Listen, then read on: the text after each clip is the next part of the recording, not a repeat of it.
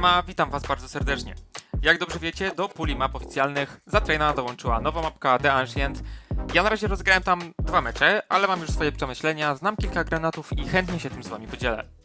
Liczyłeś kiedyś, ile godzin tygodniowo grasz w CS-a? Czy pomyślałeś, że mógłbyś grać dużo efektywniej? Na GG Predict automatycznie przeanalizujesz swoje mecze, a my dostarczymy ci jasne podsumowanie twojej gry, a także wskazówki, co w niej poprawić. Nasz zespół przygotował plany treningowe, dopasowane do twoich potrzeb i słabych stron. Zarejestruj się na GG Predict, analizuj mecze, śledź swój progres i trenuj efektywnie, by stać się profesjonalistą. Myślę, że możemy już sobie śmiało przejść do mapy The Ancient i postaram wam się pierw pokazać na minimapie, co ja sądzę i jak ja widzę tą mapkę na pierwszy rzut oka. Tak, żeby wam uzmysłowić to, gdzie jesteśmy, to tutaj jest oczywiście Resp Terror, a tutaj jest Resp CT. Może zacznę od strony terrorystów. Wydaje mi się, że chodząc pod BSB na pewno trzeba będzie przeczekiwać wszystkie granaty na rampę rzucone przez antyterrorystów i dopiero potem będzie można coś działać. Szczerze mówiąc, BSB od strony terrorystów wygląda w mojej opinii podobnie jak Vertigo na A, gdzie po prostu przeczekuje się jakieś agresywne granaty od strony antyterrorystów, a dopiero potem można wykonać jakąś egzekucję na bombsite, dorzucając smoka na lewo, na prawo, paląc sobie drewno. Możemy też dodać dodatkowego smoka w to miejsce i tak naprawdę antyterroryści na tym BS-ie nie mają już gdzie stać i po prostu trzeba będzie grać na odbijanie. Tak ja widzę tą mapę bynajmniej na razie i patrząc na moje doświadczenie, które jest na razie po 2 meczach, więc to nie jest też jakiś ogrom doświadczenia, ale tak po prostu mi się wydaje co do tego BS-a B. Jeżeli chodzi o środek, wydaje mi się, że po obu stronach, po Terro i po CT, trzeba będzie grać jakimiś ekipami. Na pewno da się rzucić smoka z respa Terro od razu tutaj na środek, którego wam później pokażę. Myślę, że może nam trochę ułatwić zajęcie tego środka, jednak raczej nie pikowałbym tutaj jakoś pojedynczo. Wydaje mi się, że to jest dość ciężka pozycja, żeby zrobić sobie przewagę na starcie. Jest dużo kątów i wydaje mi się, że antyterroryści mają naprawdę duże pole do manewru i jak już wezmą AK w swoje ręce, to naprawdę nie będzie łatwo, jeżeli po prostu nauczymy się z czasem dobrze na tej mapie ustawiać. Więc tak jak mówiłem, raczej grałem ze smokiem tutaj w to miejsce i splitował ten środek w Terro z obu stron najlepiej po jakichś flashach, granatach, które potem na pewno gdzieś tam nam, gdzieś się ich nauczymy. No i tak chyba widzę tą mapę, jeżeli chodzi o środek od strony terrorystów, a jeżeli chodzi o stronę CT. Wydaje mi się, że trzeba będzie grać 2 graczy na A, 2 graczy na B i 1 osobą na środku. Jednak jedna osoba z A będzie taką stałą osobą i tak samo gracz na B też będzie, jeden z graczy będzie osobą stałą, która będzie odpowiadała tylko za ten BSB. Jednak 3 graczy, czyli osoba rotująca z A, osoba rotująca z B i gracz ze środka, będą musiały ze sobą naprawdę dobrze współpracować, bo jak widzicie, trzymanie kontroli na tak szerokim środku, gdzie tak naprawdę nie ma się gdzie schować, i jednak te granaty w końcu nam się gdzieś tam z czasem rundy skończą, to naprawdę trzeba będzie się dobrze dogadywać, często zaskakiwać terrorystów i co najważniejsze w mojej opinii, trzeba będzie tutaj po prostu grać razem. Jeżeli chodzi o snajpera, to wydaje mi się, że ta pozycja tutaj w oknach na A jest bardzo dobra. Dość defensywna, myślę, że jest bardziej użyteczna po czasie rundy już po pierwszym piku właśnie z tego ronda na środku, czy ze środka, czy z po jakimś agresywnym piku tutaj w tej strefie. Myślę, że to okno jest naprawdę mocne, ale ja już nauczyłem się je kontrować i z tego miejsca na środku z zapaczki potrafię rzucić smoka do tego okna, który uniemożliwi snajperowi stanie właśnie w tej pozycji. Dobra, może przejdźmy już do konkretnych BS-ów i konkretnych stron. Jeżeli chodzi o BSB, to tak jak mówiłem, ja widzę to tak, że najłatwiejszym egzekutem będzie rzucenie smoka do lewej strony, do prawej strony, spalenie drewna i tak naprawdę, patrząc na ten BS z góry, antyterroryści naprawdę już nie mają gdzie stać, jeszcze gdy dorzucimy smoka w to miejsce. To tak naprawdę wyłączamy z użycia dla antyterrorystów 3 możliwe pozycje do krycia tego BS-u. Dodatkowo palimy drewno, które na dodatek da się skanować z obu stron, więc to naprawdę nie będzie dla antyterrorystów łatwym zadaniem. Jeżeli chodzi o granaty ze strony Terro, to mogę wam pokazać smoka, którego rzuca się w ten sposób i mołotowa, którego rzuca się w ten sposób. Dzięki temu combo granatów. Właśnie, to jest jeszcze jedna rzecz, która jest dość ważna. Tutaj bardzo dużo ścian ma zaokrąglone rogi, I naprawdę jest bardzo łatwo nie trafić jakiegoś granatu. Testowałem ich naprawdę już dziesiątki, setki i często rzucając minimalnie piksel w lewo, w prawo, ten granat po prostu nie wpada i to naprawdę nie będzie łatwy orzech do zgryzienia. Więc rzucam go jeszcze raz i jestem przekonany, że tym razem wpadnie. Tak jak widzicie, on się fajnie odbił i do tego możemy od razu dorzucić z tego samego miejsca mołotowa na drewno, który nam się tutaj fajnie rozleje i wyeliminuje nam na besie dodatkową pozycję. Co do smoka do prawej strony, ja się nauczyłem z tego miejsca. Celuję sobie patrząc na tą kropkę, minimalnie w lewo i tutaj też nie jest łatwo go trafić za każdym razem, chociaż mam nadzieję, że mi się uda. No i elegancko. Fajny smok do prawej. Smok do tego przejścia, którego jeszcze tak naprawdę nie wiem jak będziemy nazywać. Mołotow na drewno i jedyne czego nam brakuje to smok do lewej strony, którego ja się nauczyłem stąd, ale jestem przekonany, że z bliższej pozycji również da się go rzucić.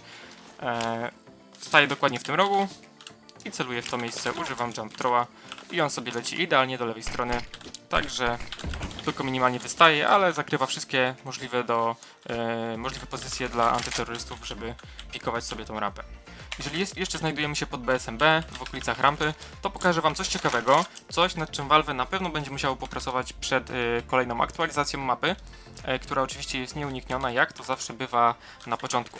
Zobaczcie, stojąc w tej pozycji z Diglem, tak naprawdę nie widzimy tutaj żadnego przeciwnika, prawda? Tak samo byłoby, gdybyśmy stali tutaj z Kałachem, niestety nic nie widzimy. Jednak, biorąc snajperkę, odpalając zooma, możemy łatwo zobaczyć dwóch wrogów, którzy sobie stoją w tej pozycji i zobaczcie jakie to jest śmieszne, że po prostu odpalając zooma od razu możemy zobaczyć naszego przeciwnika, a co najlepsze jeszcze skutecznie go wyeliminować, czy to jednego, czy drugiego, więc to na pewno jest jeszcze do poprawy.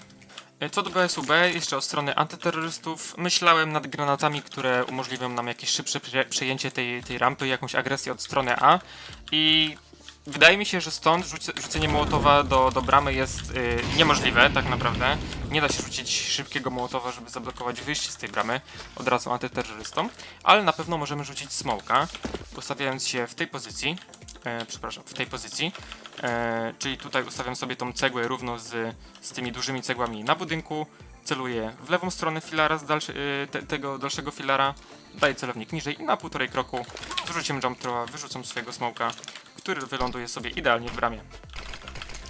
To może ma jakiś sens, może nie, nie wiem, ale wydaje mi się, że to z użyciem jakiegoś mołotowa, którego na pewno trzeba się jeszcze jakoś w jakiś tam sposób douczyć.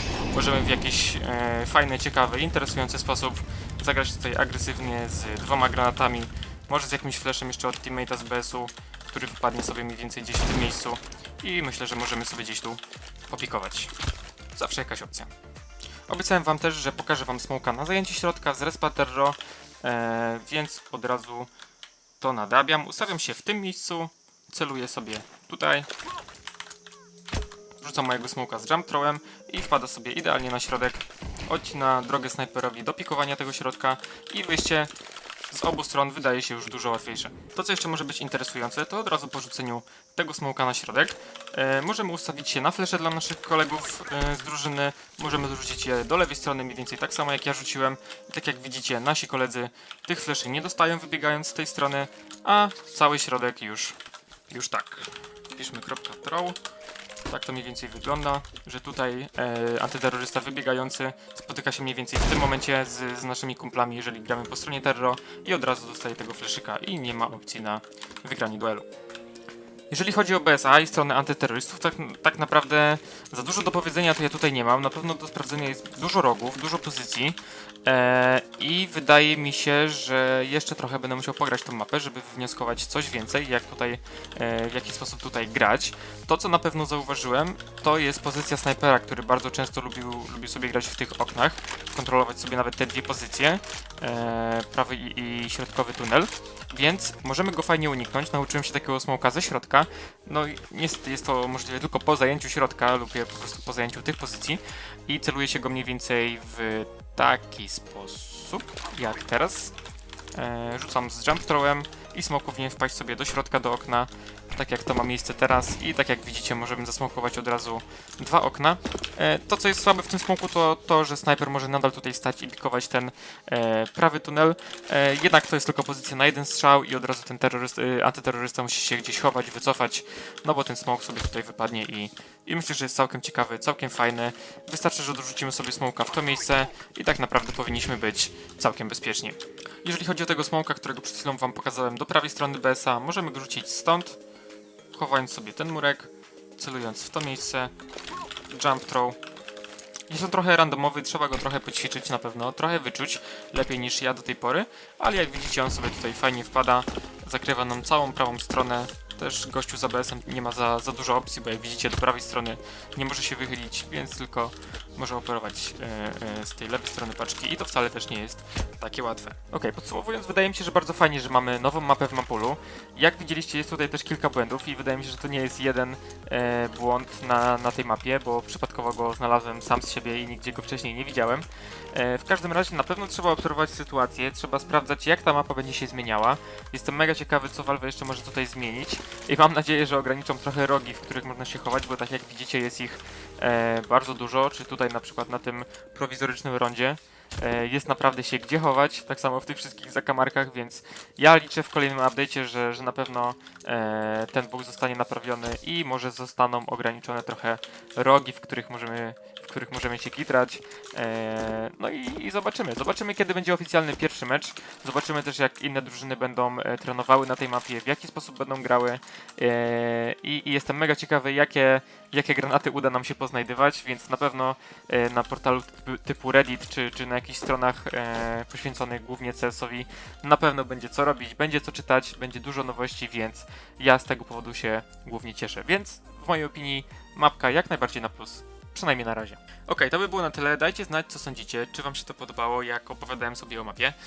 Wydaje mi się, że to było całkiem interesujące, tym bardziej dla kogoś, kto jeszcze tej mapy nie grał. A jeżeli ktoś was zgrał i komuś się podoba lub nie, to dajcie znać w komentarzach, co myślicie o tej zmianie. Oczywiście wiadomo, że szkoda trochę tego traina, ale dajcie znać, co sądzicie konkretnie o mapie The Ancient. Pozdrawiam, siemano.